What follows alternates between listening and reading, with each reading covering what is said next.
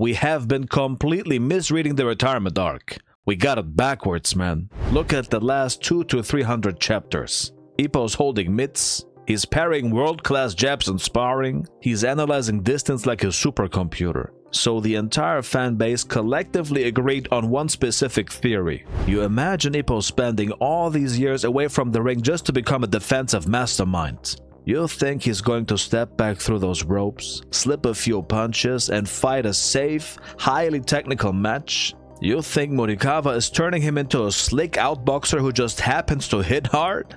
Wrong. Hajime no Ippo is not about fighting safe. This is about violence. And Morikawa already gave us the exact blueprint for the final comeback. He dropped it decades ago.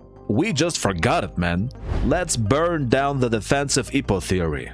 We are going to look at the actual boxing mechanics he's building. Let's go back to chapter 208. We need context. Ippo just got his soul separated from his physical body by Date Eiji. It was his first loss. And Date dismantled him, man. He showed Ippo the absolute ceiling of what pure, mindless aggression can accomplish, which is nothing. Ippo takes his bruised ego and his battered skull to the hospital to visit Kamogawa. Look at this. Look at the actual panels, man. He literally says out loud that boxing is about hitting without being hit. He wants to build a shell. He wants to survive the ring because he just realized how terrifying it actually is. He thinks the answer to Date Eiji is better head movement and a tighter guard. Kamogawa shuts him down instantly. The old man tells him straight up that focusing on pure defense will completely spoil his strengths. The fans want Ippo to fight safe now. Kamogawa knew that was a literal death sentence. Think about the physical reality of Ippo. He has short arms. He has a stocky and compressed frame. He is genetically built to fight inside a phone booth. If a short in-fighter tries to point fight and play the distance game against world-level monsters, it's like a tank trying to win a drift race. It just flips over and bursts into flames. If Ippo tries to become a defensive genius, he will just get picked apart by taller and faster men and forced into retirement all over again. So if pure defense is a trap, what is the answer then? Look at this. The coach drops the actual philosophy, the real endgame. Hit before getting hit. Stop and process the sheer violence of that statement, man.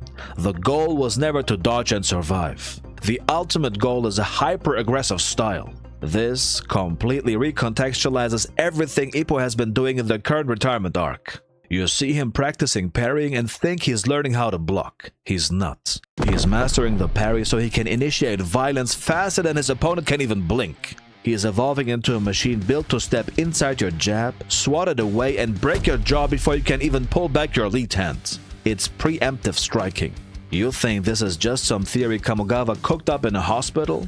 Look at the absolute apex of the featherweight division. Look at Ricardo Martinez. Remember when Miyata sparred him? Miyata is one of the fastest, if not the fastest outboxer in the entire series. His entire identity is built on speed and countering. But against Ricardo, his speed meant absolutely nothing. Ricardo's jab was already sitting on Miyata's face before Miyata could even land a twitch. Miyata realized the terrifying truth right then and there. Ricardo hits before getting hit. That's the exact aggressive style that suffocates an opponent. He doesn't let you breathe, man. He doesn't let you initiate. That is what a world champion actually looks like. If Ippo wants to take the crown, he cannot wait for a counter. He has to beat Ricardo to the punch. He has to walk into the fire and suffocate the champion with overwhelming, inescapable pressure. I can't even breathe, man. Now let's slow down. Let me breathe, man. Let's look at the visual context of this scene. Look at where Kamogawa is sitting while he's delivering this absolute masterclass in boxing philosophy. He's in a hospital bed. Where is Kamogawa heading right now in the current manga arc? He's hiding his cuff. He's hiding the blood. The man is fading away. He's heading right back to the hospital bed, man. History is a flat circle. The context mirrors perfectly. The old man planted the seed for the final return all the way back after Ippo's first brutal loss. Morikawa is a literary genius. He's setting up the exact same visual for the final push. The coach is going to give the ultimate lesson, the final piece of the puzzle, right as his own time runs out. This makes the stakes impossibly high. And this ties everything together. It perfectly connects to Takamura's monster line. You don't cross into the monster realm by fighting safe. You don't conquer the world by trying to survive it. You conquer the world by being the most dangerous thing in the ring. When Ippo finally steps back onto the canvas, it will not be a boxing match, gang. He is not going to trade jabs and feel out the distance. He is going to march directly into the center of the ring, parry the very first twitch his opponent makes, and detonate his entire body weight through his ribcage. It will be an execution. You might be screaming at your screen right now. What about the Dempsey roll? Was that not the answer? Was that not his ultimate weapon? Yes, it was supposed to be. Ippo literally came up with the Dempsey roll in the very next fight directly because of Kamogawa's hospital advice. He was trying to solve the riddle, dodging while hitting. Remember the exact moment he figured it out? That boy got that playboy confidence real quick, man. He sat on his stool, looked Kamogawa in the eyes and straight up said, "I'll KO him in the next round." That is that dog in him coming out, man. He was sitting on the brand new ultimate technique and he knew it. But it was a flawed prototype. The Dempsey roll turned out to be way too easy to counter later on. The rhythm got exposed. The world stage figured it out. Hell, Sawamura figured it out, man. And that's exactly why I talked about the parrying. Ippo was always a master at pressuring. He always had the engine to go in, but the problem was always the entrance fee. He always had to eat clean shots with his face just to close the distance. You can pay that entrance fee in the national rankings. You try paying it against the world and you leave the arena in a coma. He doesn't need a flashy weaving technique anymore. He needs what he did to Mashiba. Let me remind you of this specific combo because it is such a high-level boxing sequence. Ippo throws this devastating body blow for one single reason: to completely occupy Mashiba's guard.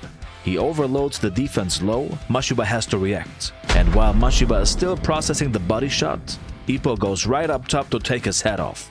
Perfect execution. Hit before getting hit. You don't just swing faster, man. You completely overload his defensive bandwidth so he can't even do anything. No more entrance fees, no more taking damage to give damage. Just absolute suffocating pressure. One last thing, Kodansha just confirmed the impossible. Hajime no Ippo is finally getting a physical English manga release, man. For the first time ever. And not just standard copies, they're dropping them as massive 3-in-1 omnibuses. You're getting a heavy break of pure violence. This is massive, man. The franchise is actually growing worldwide. Almost 40 years deep and it is still pulling new eyes. When they finally activate those pre-orders, you need to move. We need to actually support Morikawa, man. We need to show the man that the rest of the world loves his life's work just as much as Japan does.